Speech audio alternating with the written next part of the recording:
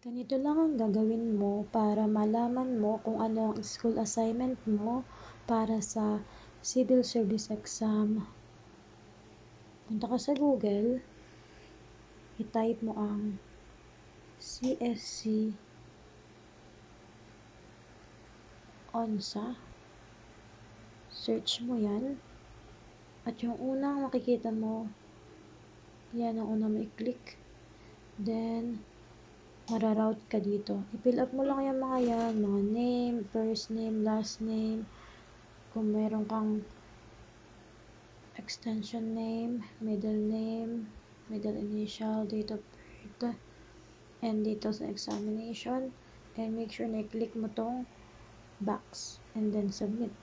After yan, makikita mo na ang iyong school assignment for this coming March 8, 2026 Civil Service Exam.